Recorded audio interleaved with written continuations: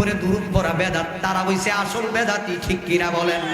একদল মানুষ আছে নবীর শানে দুরূদ পড়লে তারা বাধা দেয়, ঠিক কিনা বলেন? একদল মানুষ আছে নবীরে দাঁড়াইয়া সালাম দিলে তারা বেদাত বলে, আছে না নাই? আমরা রাসূলকে সম্মান করি কি কারণে জানুনি? আজকে জানিয়া নাও।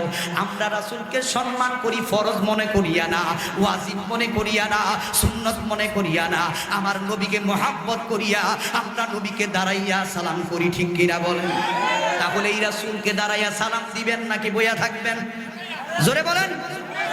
একজন স্কুল সামান্য একজন স্কুলের যদি টিচার দেখেন, দেখা যায় রিস্কার থেকে নাইমা দাঁড়ায়া জানা আছে না নাই?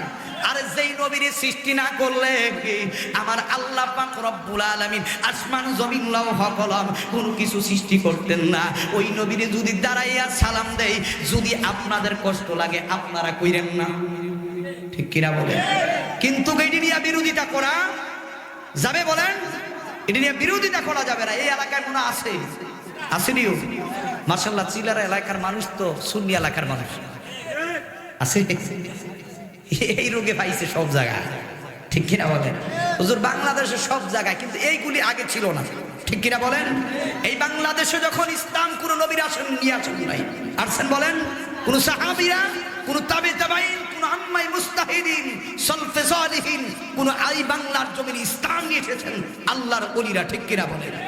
এই শাহজালাল ইয়ামিনী রাহমাতুল্লাহ আলাইহি যখন এই বাংলার জমিন ইসলাম দিয়েছিলেন, শাহফরান ইয়ামিনী রাহমাতুল্লাহ আলাইহি, কারামাত আলী জনপুর রাহমাতুল্লাহ আলাইহি, এইভাবে 336 জন আউলিয়া কেরাম এই বাংলার জমিন ইসলাম যখন দিয়েছিলেন, তখন মিরাজ ছিল, কাম ছিল, রাসূলকে সম্মান দিত, ইজ্জত করত, জানাজার পরে দোয়া করত, ঠিক কিনা বলেন?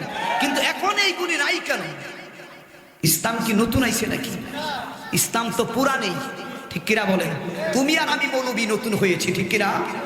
আমরা নতুন হয়েছি, কিন্তু মুসলমানের সন্তান ইসলাম যারা বাংলার জমিনে দিছে, যাদের কারণে ইসলাম পাইলাম, তারা আমাদেরকে সঠিক রাস্তা দেখাইছে, ঠিক কিনা বলেন? তাদেরকে আমাদেরকে জাহান্নামের রাস্তা দেখাই নাই। যদি জাহান্নামের রাস্তা দেখাইতো, ইয়েমেন দেশ থেকে তারা বাংলার জমিনে ইসলামের দাওয়াত দিত না, ঠিক কিনা? আমাদেরকে জান্নাতের রাস্তা দেওয়ার জন্যই, দেখানোর জন্যই তারা বাংলার জমিনে এই যে লুঙ্গি পরা, জীবনও লুঙ্গি পরতে জানতাম না, ঠিক কিনা বলেন? লেন্ডি পরতো, সেই জায়গায় লুঙ্গি পরা শিখাইছে। কোনদিন টুপি কিভাবে পরতো, ওই টুপি পরাও জানতো না, টুপি পরা শিখাই দিছে। মৌলবী পাঞ্জাবি কিভাবে পড়তে হয়, ওই পাঞ্জাবি পরা তুমি জানতা না। তোমার চোদ্দাদা ফুদ্দাদারকে মুসলমান বানাইয়া পাঞ্জাবি পরা শিখাইলো, আজকে তুমি মৌলবী হইয়া নবীর শান বলে গেলা, ঠিক কিনা বলে? আফসোস মুসলমান, এই নবীর মহব্বত কোথায় চলে গেল? যেই নবীর কারণে, যেই নবী ইসলামের জন্য তো কষ্ট করেছেন, যেই নবী ইসলামের জন্য মাইর খাইলেন, যেই নবী উম্মতের মায়ের নবী, সাজদায় পড়ে ও মুসলমানের সন্তান কাঁদতে, ইয়া হাবলি উম্মতি, ইয়া হাবলি উম্মতি, উম্মতি বলে নবী কাঁদতেন, ঠিক কিনা বলে? ওই নবীকে আমরা ভুলে গেছি। আল্লাহ ভাইয়া বাদ গাছের উপরে উঠলেই চলবে, মন্দাল গাছে আর কি গাছ কই রে, তুলা গাছ, এই গাছে দেওয়া যাবে না। তাহলে আমরা আশেক হইতে পারি নাই। আশেক যদি হইতে হয় তাহলে মন্দাল গাছে সোলাপ দিয়ে ওরা যাবে, ঠিক কিনা বলেন? আমার ভাইয়েরা, বাবারা, বন্ধুরা আমার, নবীকে মহব্বত করতে হবে, নবীকে ভালোবাসতে হবে। আমার নবী যেইভাবে উম্মতকে মহব্বত করেছেন, 63 বছরের জিন্দিগি, ঠিক কিনা বলে? 63 বছরের জিন্দিগি নবী উম্মতের মায়ায় কাঁদছে। ও চিলরার মুসলমান, এখনো নবী কান্দে, শব্দ আছে? নবী কান্দেনি? এখনো নবী কান্দে।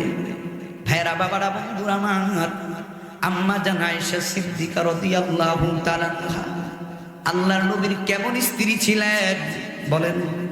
মহব্বতের স্ত্রী ছিল না? আল্লাহর নবী কইলাম সব নবীর সব স্ত্রীদেরকে মহব্বত করেছেন, কিন্তু বেশি সঙ্গী ছিলেন আম্মা জান আয়েশা সিদ্দিকা রাদিয়াল্লাহু তাআলা আনহা।